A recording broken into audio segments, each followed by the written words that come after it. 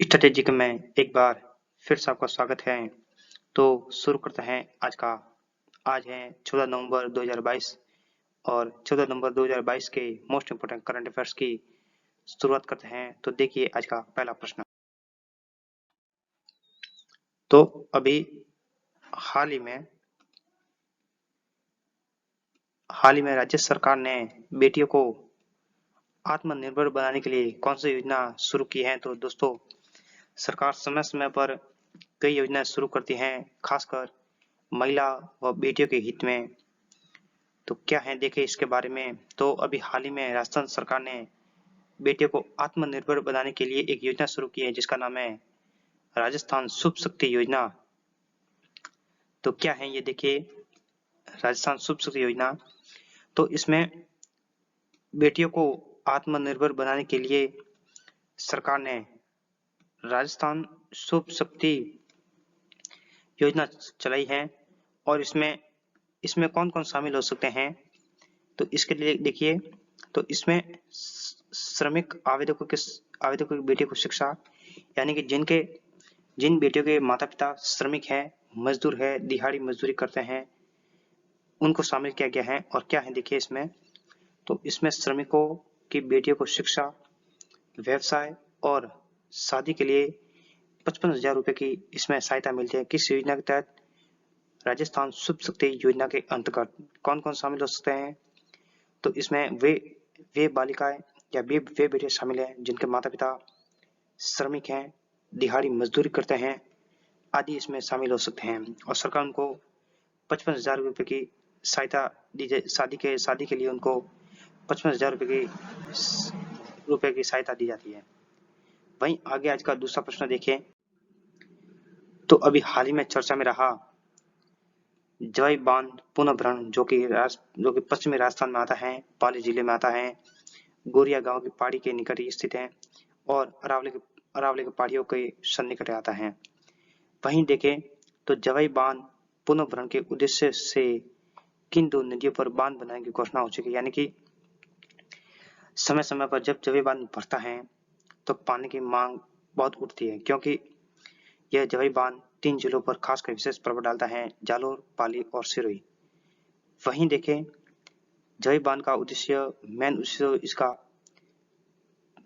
सिंचाई कृषि के लिए था, पर अभी क्या है कि धीरे धीरे लोग सिंचाई के साथ साथ अब इसका पीने का पानी का उपयोग करते हैं, क्योंकि जो जो ये जवाई बांध बना हुआ है उसके आसपास दो प्रमुख शहर हैं, सिरोही और शिवगंज, और इसी बांध के द्वारा उनको जलापूर्ति होती है।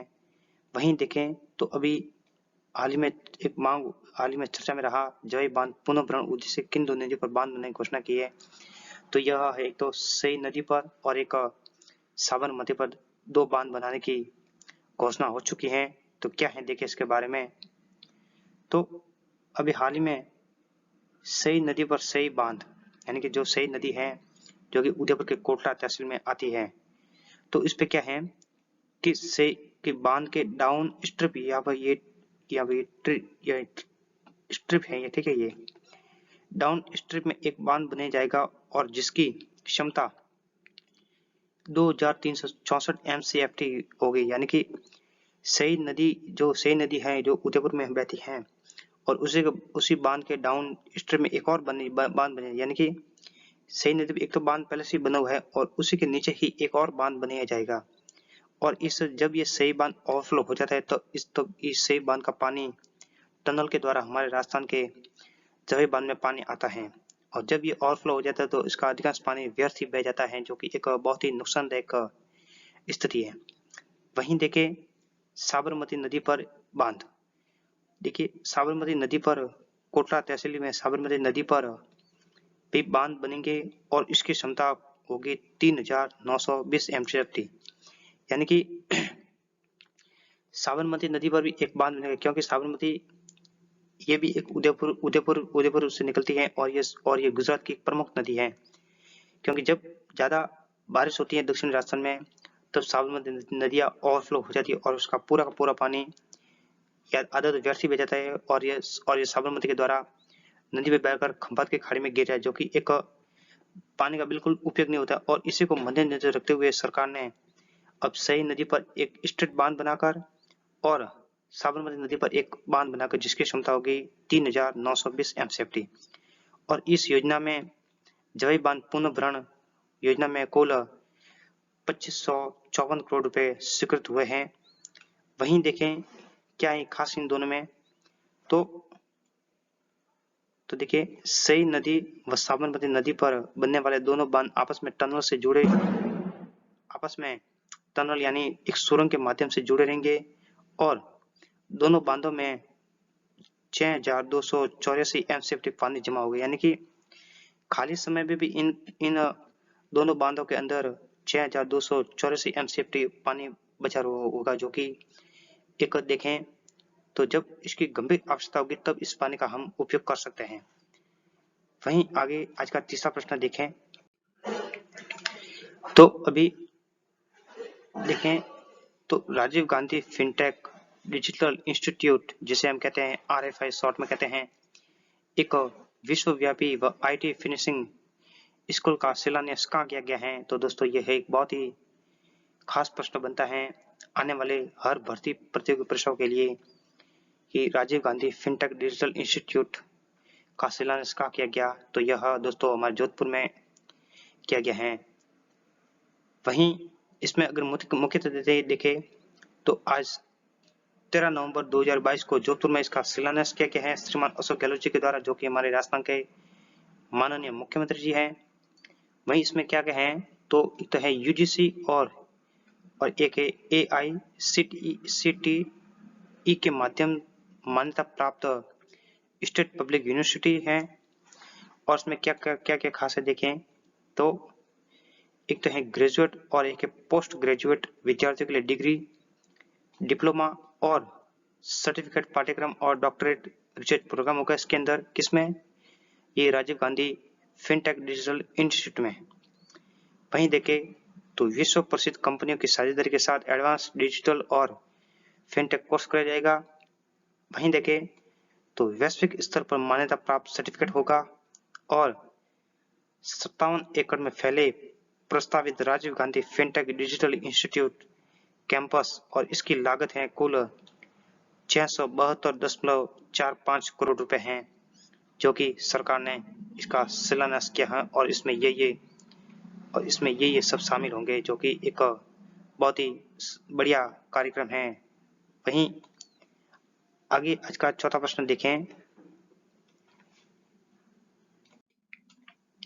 तो हाल ही में जयपुर ग्रेटर नगर निगम की मेयर का पद किसने संभाला है, जो कि अभी हाल ही में चुनाव हुए, जिसमें बीजेपी से रश्मि सैनी जी थी और कांग्रेस से सौम्या गुर्जर थी इसमें दावेदार बनी थी। और यह जयपुर ग्रेटर नगर निगम के मेयर का चुनाव यानी कि मेयर का जो चुनाव है, जो कि सौम्या गुर्जर ने जीता है।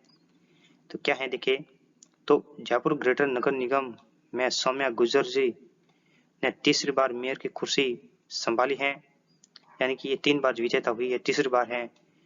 और देखिए इसमें क्या है, तो उन्हें राज्य सरकार ने बर्खास्त कर दिया था, यानी इनका कुछ पिछले 1 साल पहले कुछ गंभीर इन पर आरोप लगे थे और सरकार ने इनको बर्खास्त कर दिया गया था। लेकिन हाईकोर्ट ने बर्खास्त रद्द कर मेयर के लिए चुनाव खारिज कर दिया, यानी कि हाईकोर्ट ने इनको बाइज्जत बरी कर दिया गया था। और इसी शनिवार को सौम्या जी ने मेयर का पद संभाला है और यह कांग्रेस दल से संबंध रखती है। वहीं आज का अगला प्रश्न देखें तो हाल ही में राज्य की कौन सी महिला बॉक्सर हैं जो कि अब सेना में सेवा देगी। तो यह हमारे कोटा जिले की हैं श्री अरुंधति चौधरी, जो कि एक नेशनल बॉक्सिंग चैंपियन है। तो क्या है देखिए इसके बारे में, तो national boxing championship Arundhati Chaudhary अगले माह से सेना में ज्वाइन करेगी, यानी सेना में भर्ती होगी। क्या है देखिए, तो सेना ने उन्हें हवलदार की रैंक देते हुए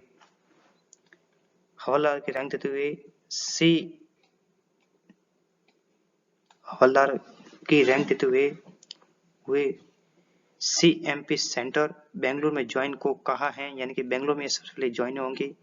और आर्मी स्पोर्ट इंस्टीट्यूट पुणे में यहाँ पर इनका सबसे पहले प्रशिक्षण होगा, यानी कि इनकी ट्रेनिंग होगी। फिर उनको इस सेना में हवलदार फिर उनको सेना में भेजा जाएगा। वहीं देखे तो यह इनका संबंध कोटा की है और अरुंधति चौधरी राज्य की पहले महिला खिलाड़ी हैं जो कि स्पोर्ट कोर्ट से भारतीय भी हैं। और इससे पहले एक पंजाब की भी एक ऐसी पहलवान थी जो कि भारतीय सेना में ज्वाइनिंग कर चुकी है। तो थैंक्स दोस्तों, वीडियो कैसा लगा? अगर पसंद आए तो शेयर करें, लाइक करें एंड सब्सक्राइब करें। धन्यवाद।